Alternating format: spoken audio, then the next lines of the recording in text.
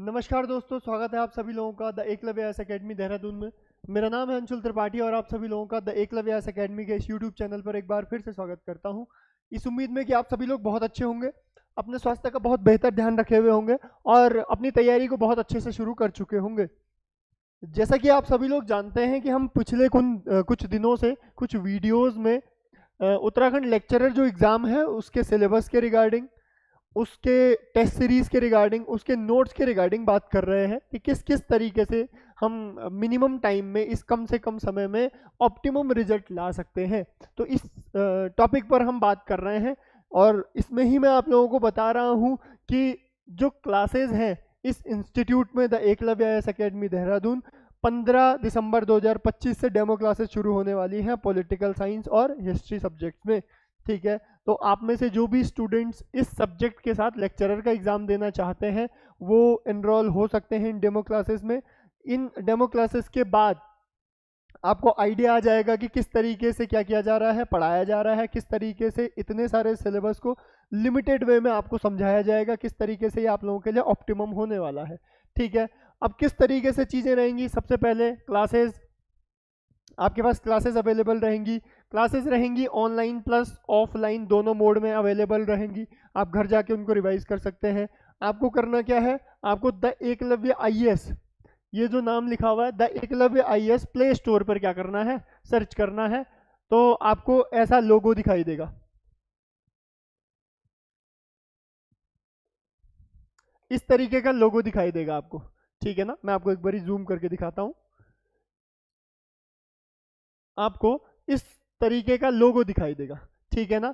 और इस लोगो पे आपको क्या करना है, क्लिक करना है। इस एप्लीकेशन को आपको डाउनलोड करना है। उसके बाद आपको अपने नंबर को इस पर रजिस्टर करना है, ठीक है। और नंबर रजिस्टर करने के बाद आप आगे क्या कर सकते हैं, फ्री कंटेंट का एक्सेस ले सकते हैं यहाँ से, ठीक है ना। फ्री कंटेंट क्लासेस जिस तरीके से आपको पढ़ाया जा रहा है इसमें सब कुछ आपको आइडिया आ जाएगा, ठीक। नेक्स्ट, आपको नोट्स अवेलेबल कराए जाएंगे।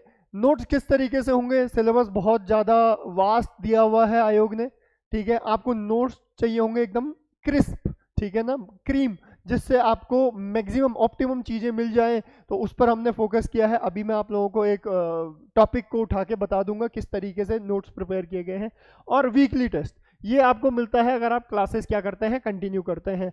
लेकिन कुछ लोग जिनको केवल नोट्स चाहिए, वो चाहते हैं कि हम खुद से पढ़ लेंगे, ये नोट्स हमें मिल जाए हम खुद से पढ़ लेंगे, तो उनके लिए नोट्स भी अवेलेबल कराए जा रहे हैं, ठीक है। आपको कैसे ढूंढना है, आपको फिर the Eklavya IAS play store पर सर्च करना है, डाउनलोड कीजिए। वहां पर आपको मिल जाएगा एक कैलेंडर जिसमें आप डाउनलोड कर सकते हो, परचेज कर सकते हैं नोट्स हिंदी इंग्लिश दोनों में, ठीक है ना। तो वो आपको मिल जाएगा। टेस्ट सीरीज, अब किस प्रकार से प्रश्न पूछे जा रहे हैं, किस प्रकार से प्रश्न पूछे जाएंगे, ये अपने आप में एक बहुत बड़ा चैलेंज होता है। तो इसको ध्यान में रखते हुए टेस्ट सीरीज, ठीक है ना, टेस्ट सीरीज बनाई जा रही है। अलग अलग राज्यों के बोर्ड किस तरीके से क्वेश्चंस पूछ रहे हैं, कितना डीप तक लोक सेवा आयोग घुस सकता है उत्तराखंड का, तो इस पर्सपेक्टिव से टेस्ट सीरीज बनाई जा रही हैं जो कि ऑफलाइन ऑनलाइन दोनों बोर्ड में आपको अवेलेबल करा दी जाएंगी, ठीक है ना। तो टाइम आप लोगों के पास बहुत लिमिटेड है एग्जाम के लिए भी और इन डेमो क्लासेस को ज्वाइन करने के लिए भी। अगर आप लोग इनमें से कोई भी चीज़ परचेज आप चाहते हैं कि आपको इनका एक्सेस मिले, तो नीचे कुछ नंबर स्क्रॉल हो रहे हैं, आप वहाँ पर कांटेक्ट कर सकते हैं, या फिर ऑनलाइन जाकर आप अपनी सुविधानुसार क्या कर सकते हैं, कोई भी चीज़ को क्या कर सकते हैं, परचेज कर सकते हैं, एक्सेस कर सकते हैं, ठीक है ना। तो यहाँ तक आप लोगों को क्लियर है। अब हम टॉपिक पे बात करेंगे। टॉपिक हमारे पास हमेशा की तरह वही पहला portion western political thoughts, western political thoughts plus eastern political thoughts, इससे रिलेटेड है। दूसरा वाला पोर्शन अपने आप में बहुत वास्ट दे दिया इन लोगों ने, बहुत इंपॉर्टेंट और बहुत बड़ा बना दिया इन लोगों ने, ठीक है। अब इन्होंने तो सिलेबस में सब कुछ मेंशन कर दिया, अब हम किस तरीके से पढ़ेंगे। हमारे पास एक टॉपिक है, सपोज कि यूनिट 3 में आप एक टॉपिक देखते हैं मौलिक अधिकार, केवल एक टॉपिक है मौलिक अधिकार, और अपने आप में बहुत बड़ा टॉपिक है। इसके जो नोट्स हैं वो काफ़ी वास्ट नोट्स जाते हैं, लेकिन किस तरीके से हमने लिमिटेड 30 पेजेस में क्या किया, इसको कंसोलिडेट किया है, वो मैं आप लोगों को बता रहा हूँ। 30 से भी कम पेजेस में कंसोलिडेट किया है, वो आप लोगों को मैं यहाँ पर दिखा रहा हूँ, ठीक है ना। तो ऐसा एक टॉपिक हमने उठाया, इस नोट्स बने हुए हैं सपोज इस तरीके से। सबसे पहले मौलिक अधिकार किसे कहते हैं, कहाँ से लिया गया, मैग्ना कार्टा, ये कुछ विशेषताएं हैं जो यहाँ पर बताई गई हैं। मौलिक अधिकार हेतु संवैधानिक प्रावधान, कॉन्स्टिट्यूशनल प्रोविजंस किस तरीके से किया गया है, कहाँ से कहाँ तक है, भाग 3 में है, आर्टिकल 12 से 35 के बीच में आता है। ठीक है, कहाँ से हमने लिया था, मौलिक अधिकार का अर्थ क्या होता है। अच्छा, आपने बताया कि 12 से 35 के बीच में होता है, लेकिन कुछ मौलिक अधिकार हैं हमारे पास 1 2 3 4 5 6 दिख रहे हैं, और 6 में भी शुरुआत दिख रही है 14 से और खत्म हो रहे हैं 32 तक। तो आगे के 2 कहाँ गए, 12 13 कहाँ गए, और पीछे के 3 कहाँ गए, वो सब कुछ आपको यहीं पर डिटेल समझ में आ जाएगा। अब इन मौलिक अधिकारों के पीछे कुछ ऐतिहासिक पहलू है क्या, ठीक, कहाँ से शुरुआत हुई थी, कहाँ जाके खत्म हुआ, आज की डेट में कौन कौन से केस हैं जो इससे रिलेटेड हैं, ये चल रहा है, ये क्रिस्प है। ठीक है, इसमें इंटरनेशनल पॉलिटिक्स का क्या रोल था, सर्वप्रथम फ्रांस की राज्य क्रांति, यहाँ पर हमने इन सब चीज़ों के बारे में सुना। उसके बाद हमने ब्रिटिशर्स के मुंह से ये बात सुनी। फिर हमने देखा कि यूएसए में ऐसा कुछ स्ट्रक्चर बनाया गया है। उसके बाद यहाँ के कुछ लोगों ने इन बातों को डिस्कस किया, ठीक, कुछ कमिटीज बनाई गई, इस तरीके से नोट्स तैयार किए गए हैं अलग अलग चीज़ों को ध्यान में रखते हुए। ठीक है ना। उसके बाद मौलिक अधिकार, फंडामेंटल राइट्स की क्या इंपॉर्टेंस है हमारी लाइफ में, ठीक है ना, क्या इंपॉर्टेंस है, उसको लेकर fact to fact, point to point, cut to cut आप लोगों को क्रिस्प नोट्स मिलेगा। ठीक है, अब इसकी क्या इंपॉर्टेंस है, कौन सी ऐसी चीज है जो इसको बहुत ज्यादा इंपॉर्टेंट बनाती है। ठीक, तो मौलिक अधिकारों का महत्व, क्या इंपॉर्टेंस है, क्या कारण है। ठीक है, मौलिक अधिकारों में और साधारण कानूनी अधिकारों में, लीगल राइट्स, ये बहुत बड़ा डिफरेंस आता है। What is the basic difference between fundamental rights and legal rights. क्यों, अब इस झगड़े से रिलेटेड हमारे पास बहुत सारे केसेस आते हैं। ठीक है, आप लोगों ने सुना होगा गोलकनाथ केस, आप लोगों ने सुना होगा केशवानंद भारती केस, सब इसी से रिलेटेड है, कहीं ना कहीं कहीं ना कहीं कहीं ना कहीं। राइट टू प्रॉपर्टी सुना होगा आपने, कि पहले संपत्ति का अधिकार भी एक मौलिक अधिकार था, लेकिन अब नहीं है। पहले आर्टिकल 31 में आता था, अब कहाँ गया है, आर्टिकल 300A में डाल दिया है। और उसके पीछे हम कहते हैं कि पहले ये मौलिक अधिकार था, अब ये क्या है, वैधानिक अधिकार है, साधारण कानूनी अधिकार है, लीगल राइट है। तो क्या डिफरेंस हुआ, क्यों किया ऐसा, क्या आफत आ गई थी, ये सब कुछ आपको यहीं पर एक ही लाइन में मिल जाता है। अब एक एक करके डिटेल पढ़ेंगे। आर्टिकल 12 में क्या है, हमने देखा कि आर्टिकल 12 को तो हमने मेंशन ही नहीं किया था। अब यहाँ दिया गया है राज्य, स्टेट की परिभाषा क्या है, स्टेट का मतलब क्या होता है, स्टेट का मतलब होता है अथॉरिटी। ठीक है, अब इस अथॉरिटी में कौन कौन सी चीज़ सिंबलाइज होती है वो सब कुछ यहाँ लिखा हुआ है। जैसे कुछ प्राइवेट एंटिटीज भी हो सकती है, या फिर कुछ पीएसयूज भी हो सकते हैं। ठीक, उस तरीके से चीज़ों को कैटेगराइज किया गया है। ठीक, next article 13, article 14, article 31A, 31(2), 31(3), यहाँ से बेसिक क्वेश्चन पूछे जा सकते हैं। ठीक है ना, ताकि आप लोगों के ध्यान में बात रहे। अच्छा, मैं ये नहीं कह रहा हूँ कि आपको ये सब कुछ रट के चला जाना है, ऐसा नहीं करना है। अगर आप कर सकते हैं तो बहुत बड़ी बात, लेकिन आप लोगों एक बार आप लोगों के नज़रों के सामने चीज़ें होंगी, तो वो अगर आर्टिकल 13(2) से क्वेश्चन पूछ लेगा, तो आप लोगों के लिए समझ में आना बहुत ज़्यादा आसान हो जाएगा कि मैंने सुना हुआ है, मैंने पढ़ा हुआ है, मैंने देखा हुआ है। ठीक है ना, इस तरीके से। नेक्स्ट है आपके पास आर्टिकल 13 और आर्टिकल 368। ये वही जो मैंने नाम लिया गोलकनाथ केस, मैंने नाम लिया केशवानंद भारती केस। ठीक है, 67 में, 73 में, ये जो केसेस आए, इन्होंने आपस में झगड़ा लगाया आर्टिकल 13 और आर्टिकल 368 के बीच में। ठीक है ना, वो एक अलग बैकड्रॉप स्टोरी है, वो आप लोगों को कभी आराम से सुनाएंगे। ठीक है, बट इससे रिलेटेड कौन कौन से क्रिस्प चीजें हैं जो आपके काम आ सकती हैं। अभी तो मैंने केवल 2 नाम लिए, लेकिन आपको एक और नाम पता चल गया, शंकरी प्रसाद बनाम भारतीय संघ। ठीक है ना, ये भी एक केस हुआ था।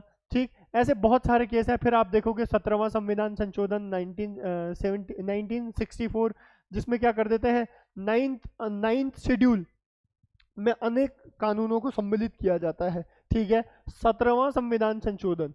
ठीक, यहाँ तक बात पहुँच चुकी है। उसके बाद आप देखोगे Golaknath case, 24th constitutional amendment, ये सब चीज़ें हैं जो एक अलग अलग इंडिविजुअली क्या करते हैं, इंपॉर्टेंट रोल प्ले करते हैं आपके एग्जाम में। फिर आता है न्यायिक पुनरावलोकन, जुडिशियल रिव्यू, उससे रिलेटेड फैक्ट यहाँ पर मेंशन है। मौलिक अधिकारों का वर्गीकरण किस प्रकार से किया गया है, यहाँ पर आपको एक टेबल मिल जाती है जिसमें आप लोगों को कंटेंट और कहीं से खोजने की जरूरत नहीं है, यहाँ पर आपको सब कुछ मिल जाता है। ठीक है ना, इस तरीके से आपको सब चीज़ एक ही जगह पर मिल जाएगी। ठीक, फिर अलग अलग प्रकार के अधिकार। ठीक है, आपने केवल एक चीज़ सुनी, उस एक चीज़ के बेसिस पे हम कितनी और चीज़ों को इस पे कनेक्ट कर सकते हैं, यहाँ पर दिया हुआ है।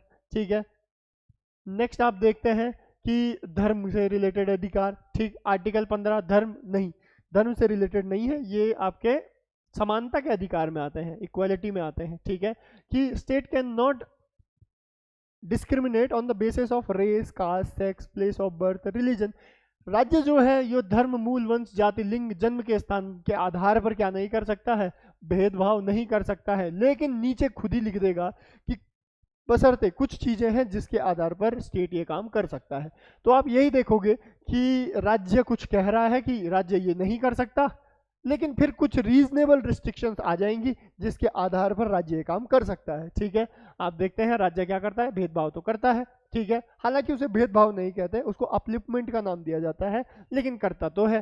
ठीक, कुछ अपवाद हैं जो यहाँ पर मेंशन किए हुए हैं अलग कलर में, ताकि आप लोग समझ पाए। ठीक है, तो इस तरीके से ये वाला पोर्शन है। नेक्स्ट है आपके पास आर्टिकल 16 की अपॉर्चुनिटीज। ठीक है, अवसर में समानता। ठीक, इससे रिलेटेड जो भी टॉपिक्स हैं, जो भी केसेस हैं, वो यहाँ पर मेंशन किए हुए हैं। ठीक, तो अलग अलग तरीके से। अच्छा, इसमें आपने देखा होगा ओबीसी के लिए एक बहुत इंपॉर्टेंट फैक्ट है क्रीमी लेयर।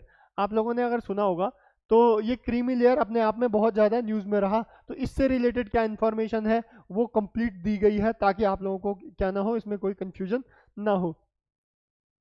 उसके बाद अलग अलग आर्टिकल 19 अभिव्यक्ति एवं स्वतंत्रताएं, right to freedom and liberty, right to life and personal liberty. इसके अंदर कितने प्रकार की स्वतंत्रताएं आती हैं, वाक एवं स्वतंत्रता, अभिव्यक्ति की स्वतंत्रता, शांतिपूर्वक विरोध करने की, संगम या संघ बनाने की स्वतंत्रता, राज्य क्षेत्र, इस तरीके की जितनी भी आपके पास स्वतंत्रताएं आती हैं 6 की 6 वो क्या हुई है यहाँ पर लाइन अप की हुई है। ठीक है ना, तो आप लोगों को नोट्स खोजने के लिए, मतलब आप लोगों को कंटेंट खोजने के लिए बहुत ज़्यादा हाथ पैर नहीं मारने पड़ेंगे अगर आप इन नोट्स को क्या करते हो, ठीक से एक बार पढ़ लेते हो। ठीक है ना, तो आपको अगर आप क्लासेस ज्वाइन करते हैं तो आपको यही नोट्स दिए जाएंगे। लेकिन अगर कुछ लोगों को क्लासेस नहीं चाहिए और वो चाहते हैं कि वो केवल नोट्स परचेज करें, नोट्स से पढ़ाई करें, तो वो the Eklavya IAS play store पे सर्च कर सकते हैं। आपको ये येलो कलर का लोगो दिख जाएगा। ठीक है, इस येलो कलर के लोगो ऐसा एप्लीकेशन है, उस पर आप क्या कीजिएगा, उस पर आप लोग क्लिक कीजिएगा, उसको आप इंस्टॉल कीजिएगा, उस पर आप रजिस्ट्रेशन कीजिएगा, और उसके बाद आप यहाँ से फ्री कंटेंट क्या कर सकते हैं, फ्री कंटेंट आप देख सकते हैं, फ्री वीडियोस आप देख सकते हैं। उसके अलावा अगर आपको वो चीज़ें अच्छी लगती हैं तो तब जाके आप कहीं उसको क्या कर सकते हैं, परचेज कर सकते हैं। ठीक है ना, तो यहाँ तक आप लोगों को चीज़ें समझ में आई होंगी। ठीक है, तो इस वीडियो को आज हम यहीं तक रखते हैं। अगर आप लोग ये परचेज करना चाहते हैं, आप लोग सोच रहे हैं कि एप्लीकेशन को कैसे डाउनलोड करें, या फिर कोई भी क्वेरी आपके दिमाग में, तो नीचे कुछ नंबर स्क्रॉल हो रहे हैं, आप वहाँ पर कॉल करके पूछ सकते हैं। या फिर आप अगर देहरादून में हैं तो आप इंस्टीट्यूट आ सकते हैं, आपको ज़्यादा अच्छे से समझा दिया जाएगा। ठीक, तो इसको आज हम यहीं तक रखते हैं। आपसे मुलाकात अगली क्लास में होगी अगले टॉपिक के साथ। तब तक के लिए धन्यवाद। जय हिंद।